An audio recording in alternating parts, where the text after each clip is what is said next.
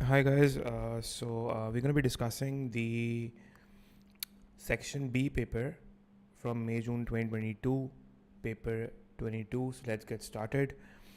As you can see on your screen, your first question that came in question, the Section B was with the help of examples, explain the difference between public goods and free goods and consider whether a market economy can ever produce public goods. Now, this was a very popular question. Most of the students attempted this question instead of the other one.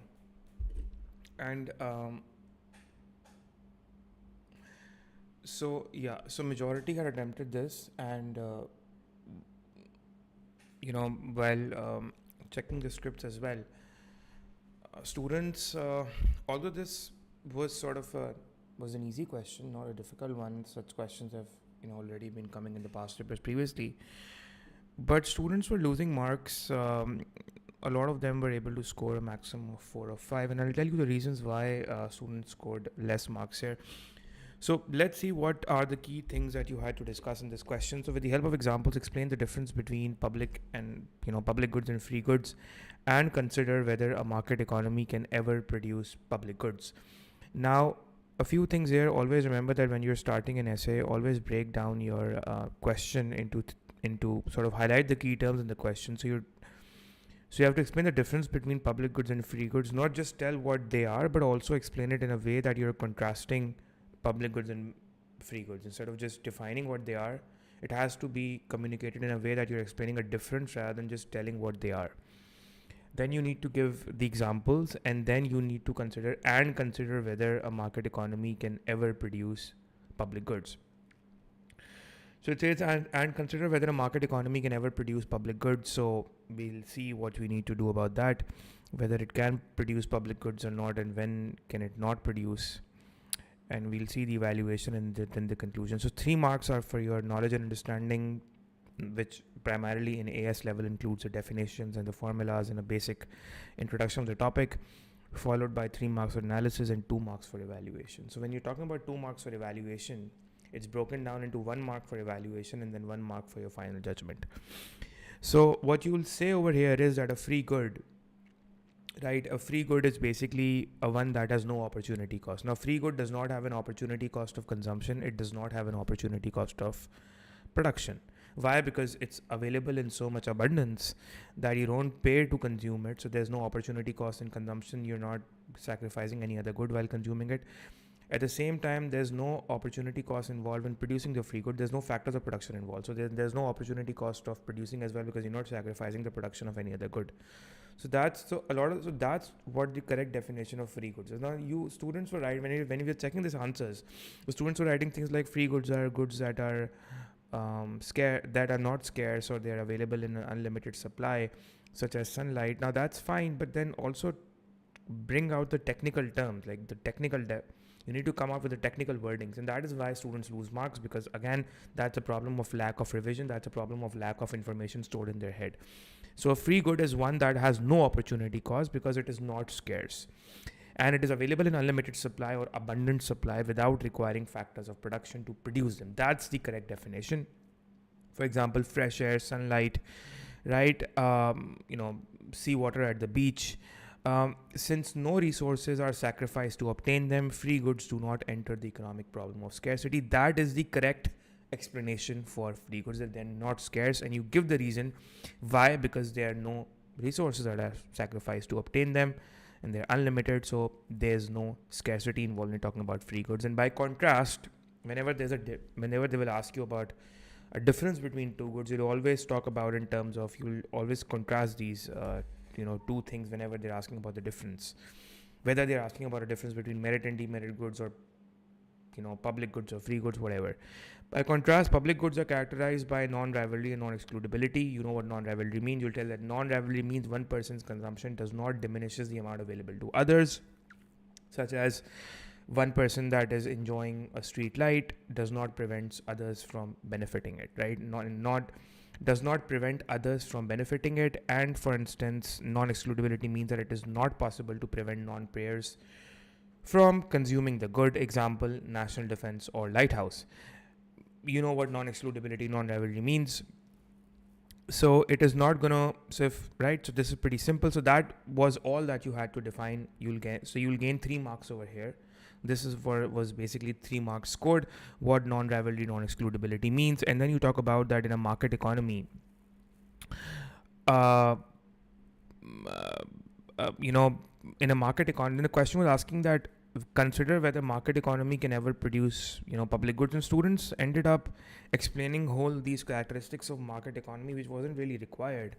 So all you had to do was, and by the way, the thing that I've written, that example, one per citizen enjoying street lights does not prevent others from benefiting, which actually means that what I'm trying to say over here is that it does not reduces the benefit, right, of others consuming it. So it's non-rival in that terms, right? So in a market economy, the question was asking that in a market economy can ever produce public goods. Now the problem here that we had identified is that students are going to write things like a market economy can never produce, or it does not produces public goods. Now here is the where you need to be very careful in the wording that you're using. So in a market economy, that in a market economy, so you had to mention the free rider problem over here, that why are public goods not produced. So in a market economy, private firms would face the free rider problem, and you need to talk about what that is. That is, for example, individuals can benefit from public goods without really paying for them, because everyone wants to have a free ride for public goods. So there's no incentive for firms to produce them because they cannot charge it effectively. There's no effective means or a system for charging public goods, and this creates a market failure. And what that does is it creates a market failure as socially desirable goods, because obviously public goods are socially desirable. We need them, right?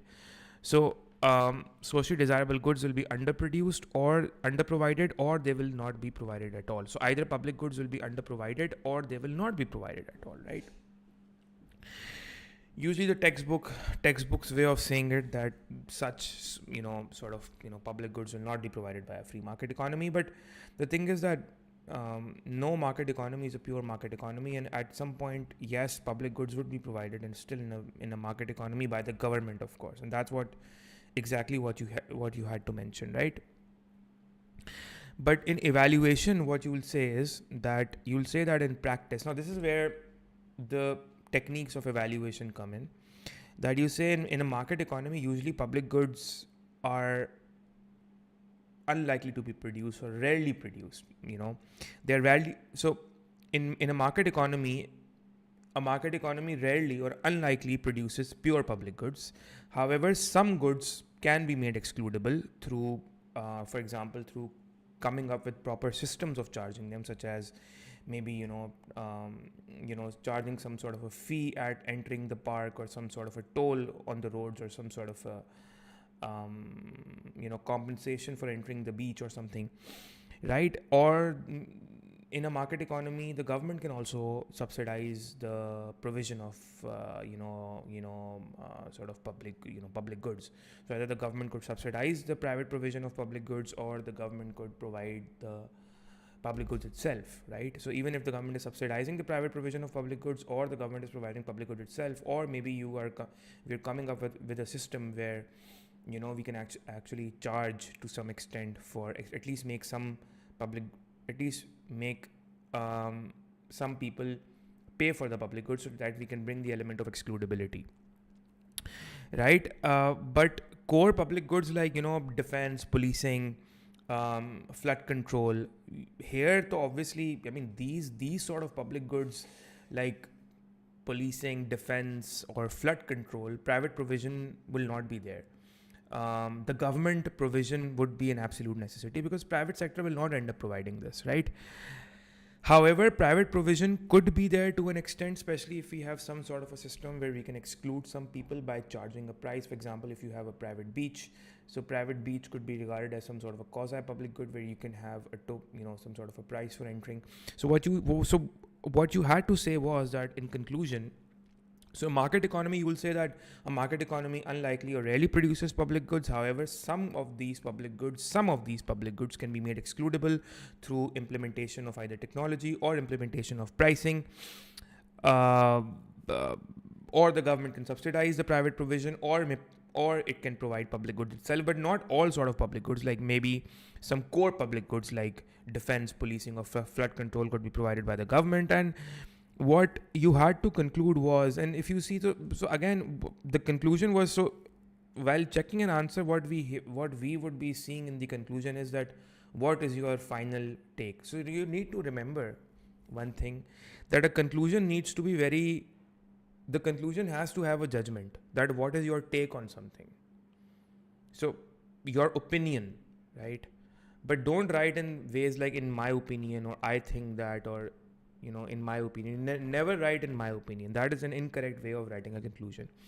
So the conclusion would be that you say that a pure market economy cannot reliably provide public goods. Obviously, it cannot we can't really rely on the market economy to provide public goods, and that is what we know because of the free rider problem. But some quasi-public goods may be privately provided even in a market economy, under very specific or certain conditions, where we have some method of effectively charging consumers and making them excludable. And that was the end of story for this answer. That was exactly what the question was saying.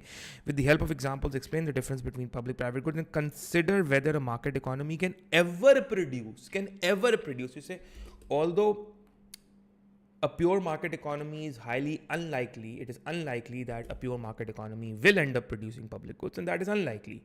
Okay, in a pure market economy, pure public goods in a pure market economy would be unlikely to be produced. I mean, a market economy will never produce flood defense or policing or defense, and these are those public goods that the government will have to provide. So in a market economy, pure public goods will be provided by it's not possible that you have a pure market economy where there is zero public goods. So the government will provide public goods that are pure public goods. However, some public goods can be provided by the private sector if the government subsidizes the private sector for providing them, or we come up with some sort of a way to exclude certain people, so that we can at least to the minimum, we can make it excludable. For example, having a private beach, right? Or even on a beach, a certain area could be made excludable because you are exclusive. The beach is open to all, so it's not excludable. But this particular area on the beach is excludable for people who end up paying for it, right? So we have a system, but you don't need to give an example here, right? You don't need to give an example. What I have come to the conclusion after my experience of teaching and checking is that students usually end up giving examples when they're not able to write something. So they try to offset that by giving an example. You give an example as a complement or an augmentation of what you're explaining, not as a perfect substitute to what you're explaining. Okay, got it? So the simple conclusion was, the conclusion for this, so if you do not give such a conclusion, that is, if you do not say that a market economy, if you say that a market economy will not provide public goods, incorrect conclusion. If you say that in a market economy, public goods will not be provided, that is incorrect. So what you need to say is that a market economy cannot reliably provide public goods, that we cannot rely on the market economy on providing public goods. But in some instances, it can be made possible to at least provide quasi-public goods by the market economy if, they may be privately provided under very specific conditions, where some method of effectively charging consumers because of making them excludable. So this is an answer that could have scored 8 on 8, right? Make sure that 8 markers are very to the point, and you don't need to write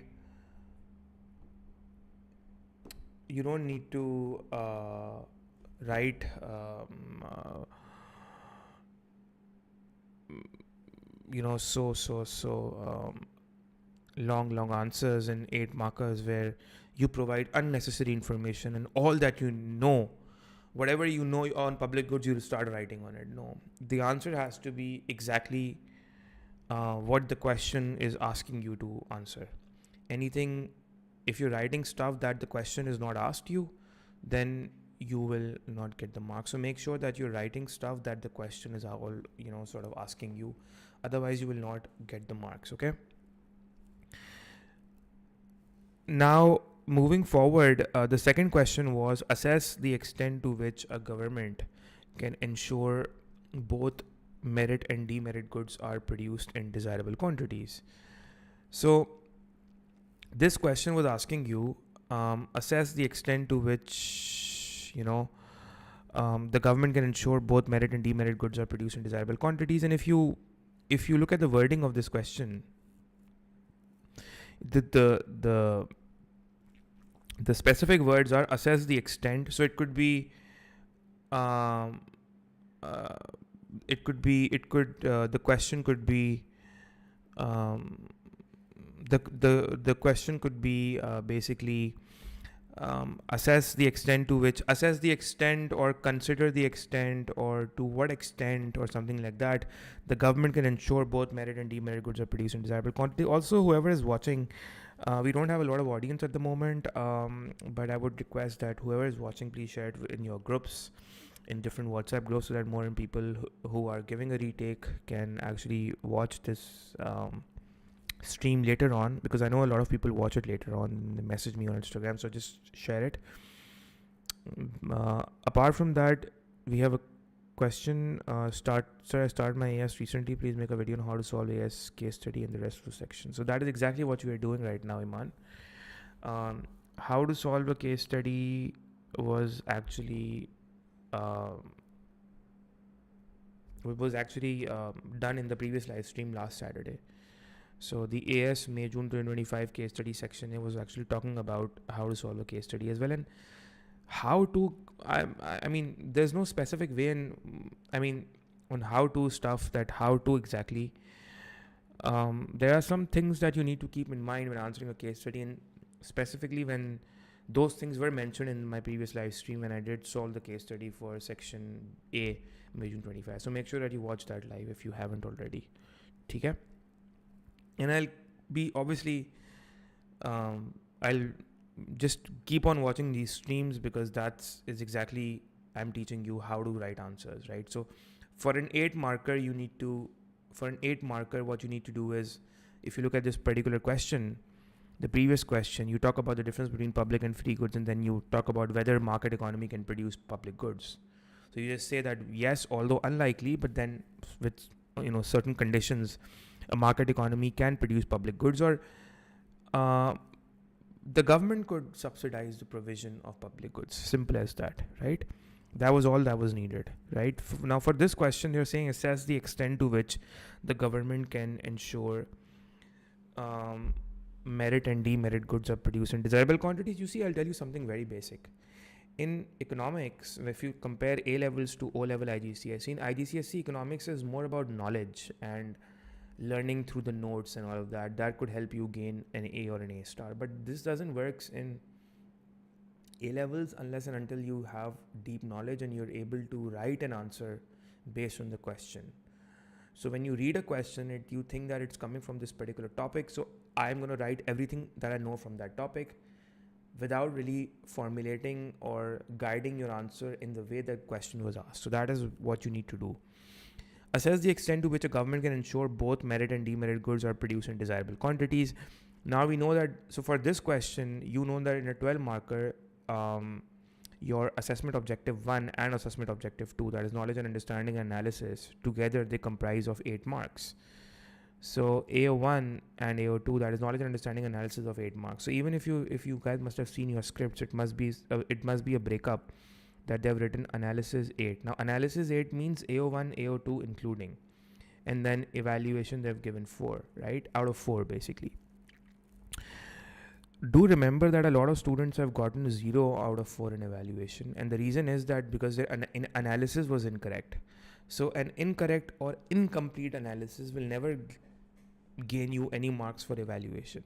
Always remember that. So if you're writing the correct evaluation but your analysis is one-sided, then you will get 0 marks for evaluation and no marks for conclusion either. Okay?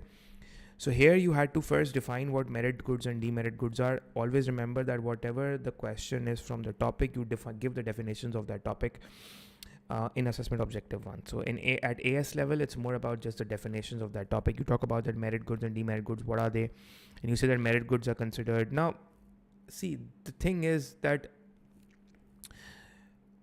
12 markers are a level-based checking. it's a level-based answer. Level-based answer means that the examiner reads the overall answer and then he judges based on a normative assessment of whether you deserve a 7 on 8 or a 6 on 8 based on the quality of your answer, not just how many points you've written.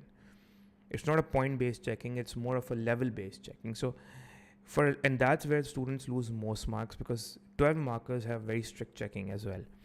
So merit goods, an average student would say merit goods are beneficial, or merit goods are those goods that have various benefits or something like that. But a very good student will say that merit goods are goods that are more beneficial than people realize themselves, or they are considered socially desirable, but they are under-consumed and underproduced in a free market. But giving the reason why, that they have positive externalities. But again, the point is that the market really doesn't cares about positive externalities. It doesn't factors in the positive externalities.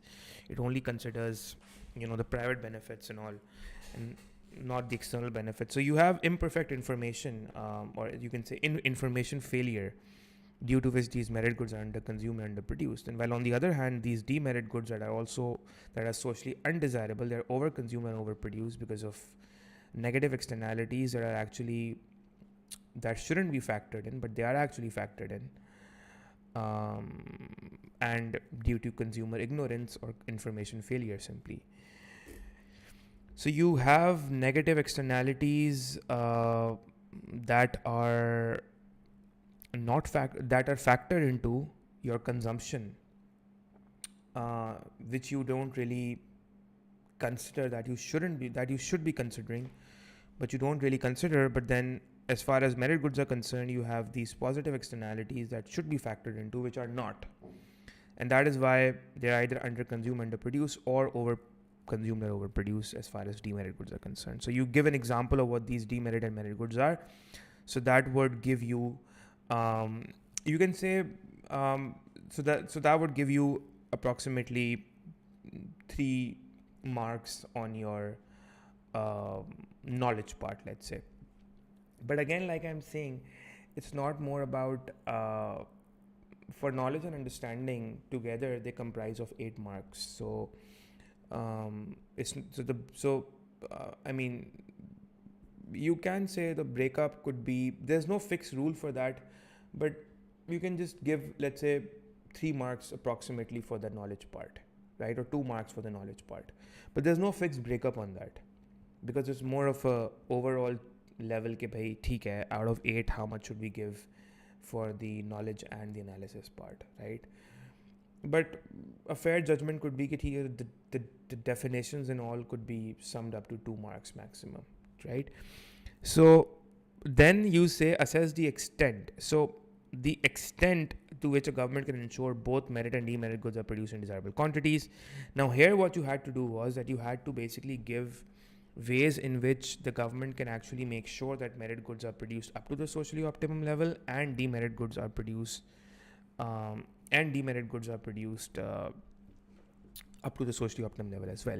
Now, are diagrams required? No, diagrams are not required. If you're writing a good answer without making a diagram, you will get full marks. So diagram is not an absolute necessity.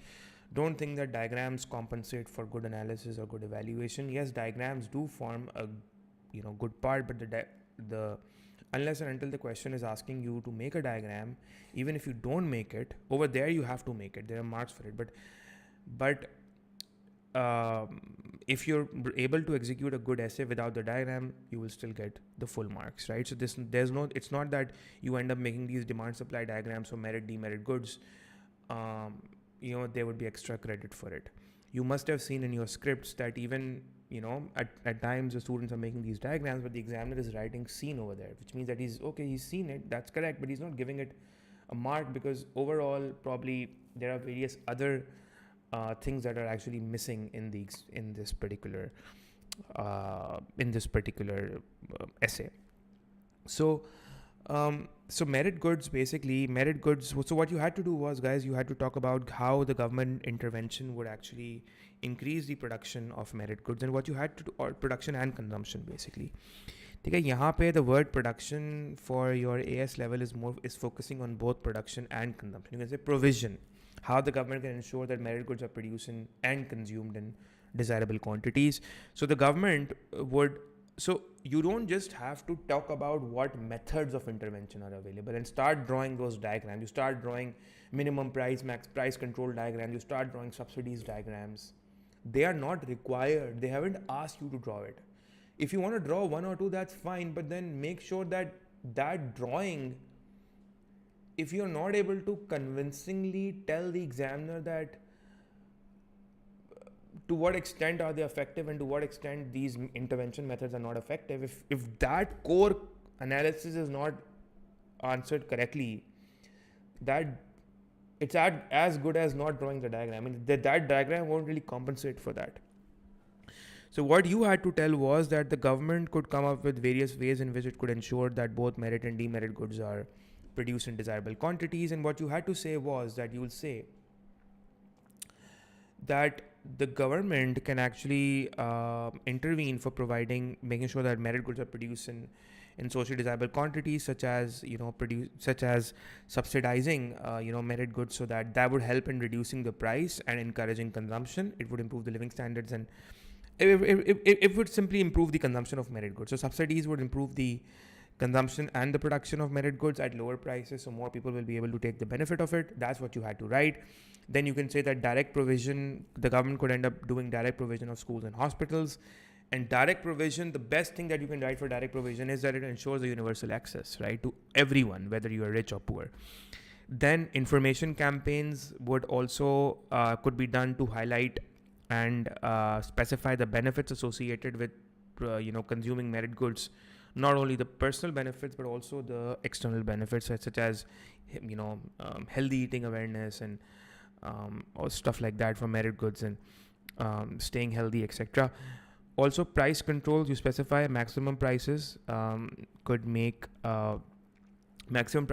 imposed for things like, for instance, making essentials like housing affordable, or let's say maximum prices on let's say sort of schools, or a maximum price that you sort of say that schools can't really charge a price beyond this particular price. That's a maximum that they can charge, right? So this would help the poor or the underprivileged people getting more of education and eating, or probably putting these maximum prices on healthy food, right? So all of this would ensure that merit goods are consumed in desirable quantities. That's what you had to tell. And then you talk about government intervention methods for demerit goods. You say indirect taxes would raise prices to discourage consumption, such as imposing tobacco duties and these cigarette tax and all of that.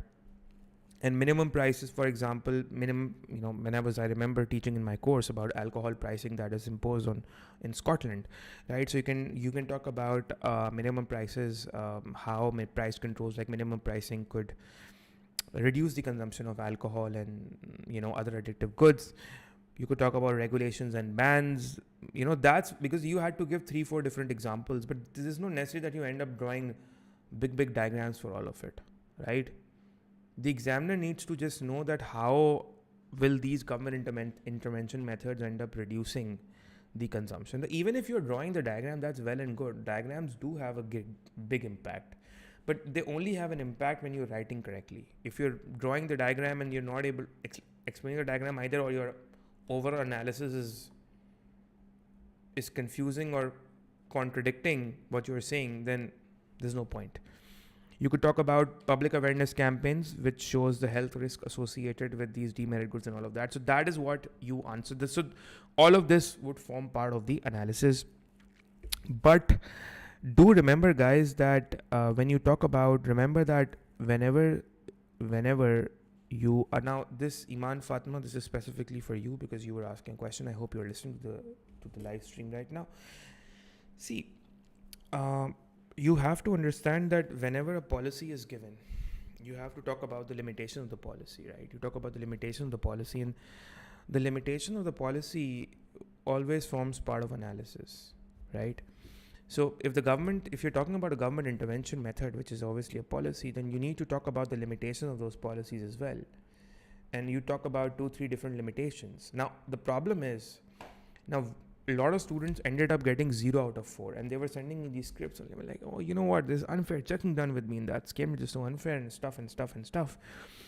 But then you see, Cambridge never gives marks for evaluation if the analysis is one-sided. So what you had to do was that you had to talk about, how would government provision or how does government intervention for merit and demerit goods that you're doing to ensure the provision in desirable quantities, how could that what are the limitations of that of these government intervention methods, and these limitations would form part of analysis, not of evaluation. So what you had to do was that you had to talk about these problems, and you'll say that the limitation of these policies is that these policies would have certain limitations, such as maybe higher taxes may not reduce consumption significantly due to the fact that the price elasticity of demand is inelastic. So that's again a limitation. The fact that PD is inelastic, so consumption of demerit goods, let's say, might not go down as we think. And also, plus the government intervention has a cost, the enforcement cost associated with, let's say, bans and regulations, and information again. Now you see, the problem is the problem was, even when students were giving limitations, they were giving limitations in general. For example, they were saying stuff that, for example, they were saying price controls may result in shortages and surpluses. Now, price controls result in shortages and surpluses, but that doesn't really have to do anything with the question being asked, right? So make sure that when you're giving the limitations, that has to be focused on what the question is saying. So the question, make sure that you're talking about the limitation in the context that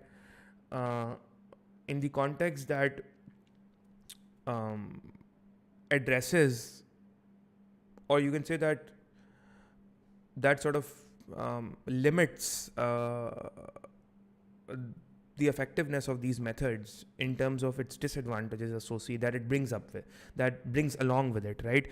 So for example, you can say that information campaigns may have limited effects if consumers ignore them. So despite the fact that information campaigns might be done, but if consumers still ignore it, then there's no point of these government intervention methods or spending so much. You could say that direct provision and subsidies involve an opportunity cost. Funding education means less spending on defense, right? And defense is also socially desirable. So although you're increasing the consumption of one socially desirable or provision of socially desirable goods, such as education, but then maybe spending less on public goods and flood defense and other socially desirable spending. Also, the fact that the government also lacks information. In fact, private sector is thought of having more information as compared to the government. So the government might sort of either overestimate the problem of demerit goods or may underestimate the problem of merit goods. And as a result, the government intervention might not be to that extent that was required. So either demerit goods might not be produced up to the socially optimum level, and merit goods might not be produced and consumed up to the socially optimum level. So what you need to do is, because the word is saying desirable quantities, desirability is obviously subjective and normative in nature. So governments may end up over or underestimating what the optimum levels are. And also the fact that these policies that the government may come up with, for example, you say that the government says, oh, you know what, we're banning alcohol, we're banning cigarette consumption, and we're actually imposing maximum prices on education. Now, we also need to look at the intention of the government. Maybe this is just done to get some public vote rather than really focusing on the welfare aspect of the people.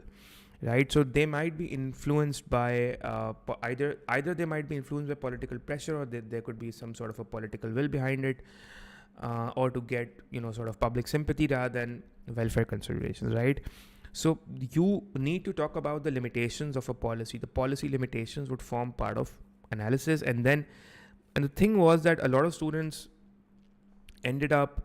So if you haven't really done this part, then 0 marks for evaluation. Got it.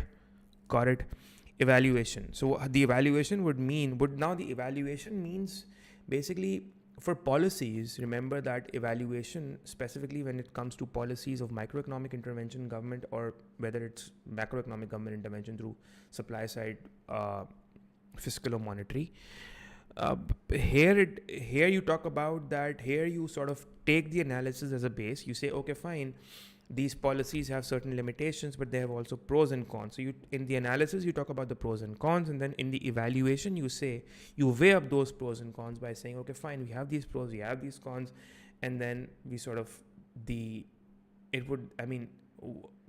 whether it would actually be successful or not depends upon these and these factors. So maybe, right? So maybe so you could say that, and by the way, the fact that elasticity consideration could actually, they can see the elasticity consideration is mentioned in the marking scheme as a part of analysis, which is not entirely wrong, because it could be mentioned as a limitation as well. But elasticity consideration would also correctly form part of evaluation as well if you had mentioned in the evaluation. So it's not, just want to clear that out. So while the government can influence only the elasticity consideration, while the government, so again, evaluation I've been, if you watch all my live streams, I've been teaching since, mentioning this a lot of times, that there's a way how you need to evaluate.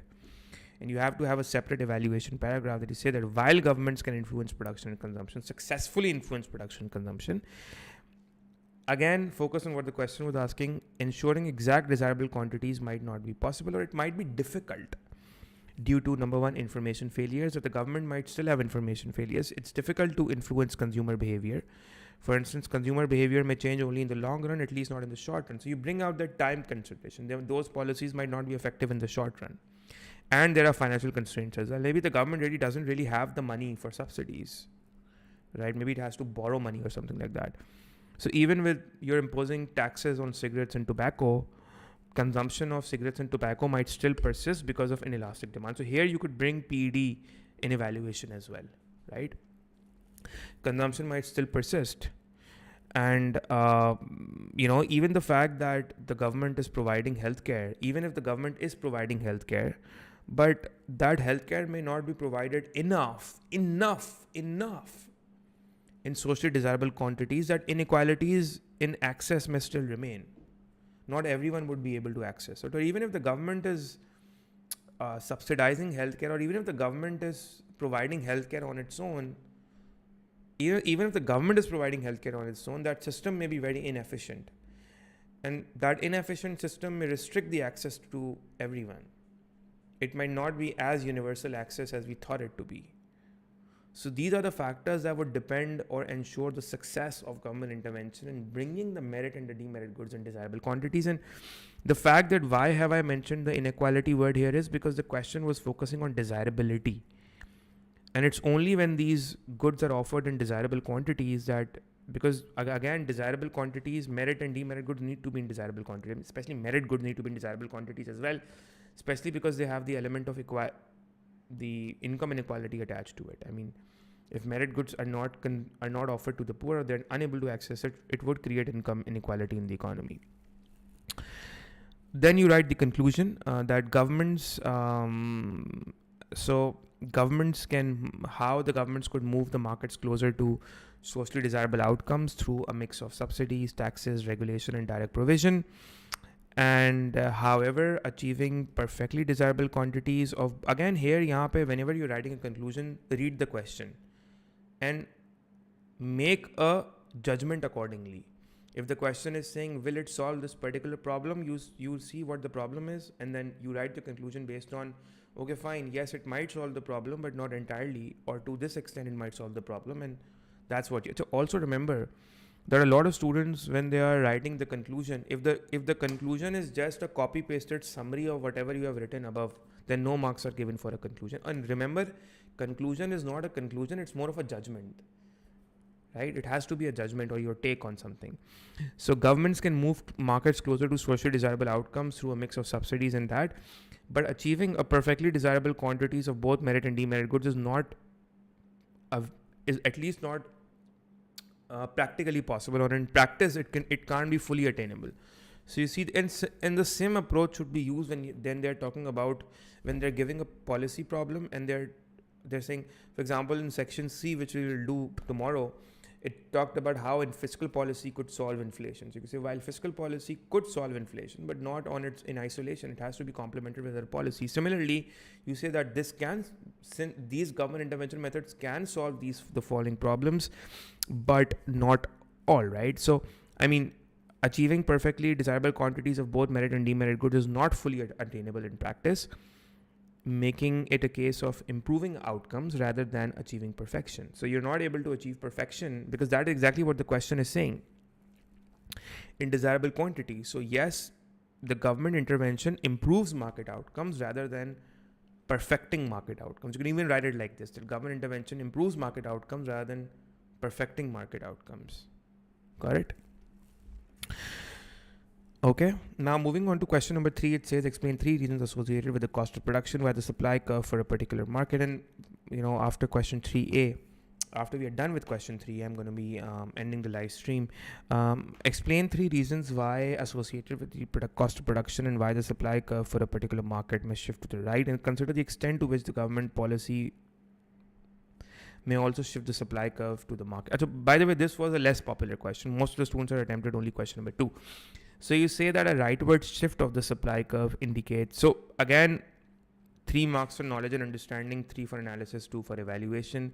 The knowledge and understanding part would involve you writing about, or you talking about the definitions of supply, obviously of supply, because that's what the question is revolved around. So whatever the topic of the question is, you define that. You talk about, so explain 3 reasons with the cost of production, why supply curve for a particular market may shift to the right. So you talk about what supply curve is, and then you say that why the supply curve will shift to the right, and then you talk about the 3 reasons, right? So you say rightward shift of supply curve indicates an increase in supply at every price level, usually resulting from lower cost of production or efficiency gains. That is exactly it. So you don't necessarily need to draw the supply curve. You don't need to draw the supply curve and show that it's shifting. There are no specific marks for that.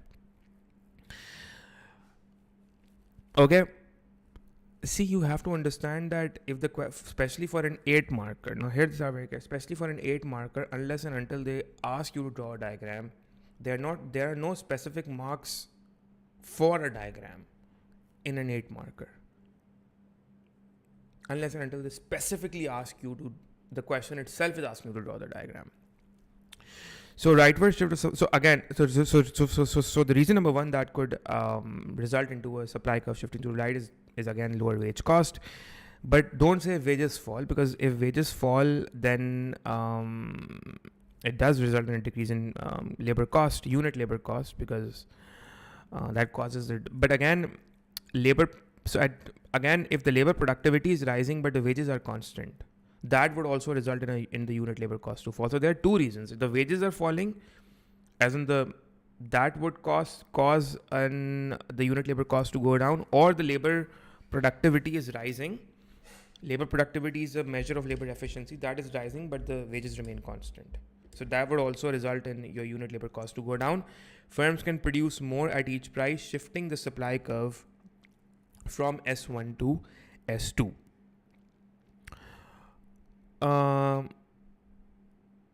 But since here, because here the question is, okay, so just let me clarify one. So here, since the question is talking about supply curve shifting to the right, so here drawing the supply curve and showing it that it's shifting to the right would be fine, because you'll be cross-referencing S1, S2. So then just draw a supply curve like this, right? Supply S1 and S2, and that's what you say, that supply curve shifts. But then don't focus a lot on the diagram. It's not necessary that you draw a demand curve as well, because they're just focusing on the supply factors. So even if you draw a demand curve, that would be fine. This diagram would work as well. That's fine. So again, cheaper raw material cost. But why does the price of raw material goes down? So either there could be a global price of oil or cotton or metals or component parts, which reduces firms' cost of production. That as a result, supply curve shifts. Because again, you need to understand, when the cost of production falls, then firms are left with more money now, because now they need to pay less to buy that raw material. So they're left with more money, and because they're now left with more money, they would end up producing more. So that's why the supply curve shifts outwards. Again, technological improvements like production technology going up, automation, digitization would result in efficiency gains. that would shift the supply curve outwards. Then the question says, and consider the extent to which government macroeconomic policy may also shift the supply curve for a particular market to the right. Now, government macroeconomic policy could involve, you can talk about two things here. You can talk about subsidies. Subsidies could effectively lower the cost and encourage output expansion. You could talk about indirect taxes, reducing or lowering cost per unit, and deregulation. Again, deregulation would reduce the compliance costs that firms are required to comply on, and that would free up a lot of costs for firms to expand output, not expand output, right? But we know that the question was saying, and consider the extent to which government macroeconomic policy may also shift the supply curve for a particular market to the right. So you'll say that, subsidies could shift the supply curve, reducing indirect taxes could shift the supply curve, deregulations could shift the supply curve. But then again, just in small points, briefly mentioning how and why would the supply curve shift to the right. But then you also need to talk. You also in under evaluation, what you say is that the extent to which this would happen would actually depend upon the overall size of the policy, size of the subsidies, the size of the taxes, and how well they are implemented, and also how firms utilize those subsidies. For instance, if the firms are wasting subsidies on paying wages to its employees or paying out dividends to shareholders, or just sort of instead of coming up with efficient ways of production, if the firms waste those subsidies, then or investing that subsidy money in a bank and earning interest. So if the firms waste those subsidies, then they will not be able to expand output. Instead, so firms would be pocketing profits of those subsidies, because firms love subsidies. It's just extra money given to them, right? So how the firms use that support is also going to depend that whether market supply curve or outcomes firms supply curve would shift outwards or not, right? So that is what you had to mention. And then you conclude by saying that cost reductions like, cheaper wages, raw materials, and technology, it would, these obviously shift the supply curve outwards, we already mentioned that in the above part. But government policy, so these are natural factors. Raw material prices going down, or wage prices going down, or technology improving. These are all natural factors that would shift the supply curve, but these are not government enforced factors. So government policies can also reinforce this. But again, such as taxes, subsidies, or deregulation would enforce improvement in market outcomes. But the extent depends on policy design and how firms respond to it. Okay, guys. So that's all. We'll discussing part B. Part B we'll discuss it by tomorrow. I need to go somewhere, so I need to end the live class now. Now, please ensure that these live classes will be conducted all the way up till 30th September. So it's every week now. From here onwards, every Saturday, Sunday, 3 p.m. we have a live class. So whoever is watching it right now and whoever will watch it later on, please ensure and all send this message in all your groups that live classes by Sir Adil Usman is being conducted every Saturday and Sunday, 3 p.m. We're doing AS live classes, past papers, all the way up till 30th September. Okay, guys, see you. Thank you so much. And I'll see you all in my next live tomorrow, where we will be discussing section C of this paper, macroeconomics section C. Okay, guys, thank you so much.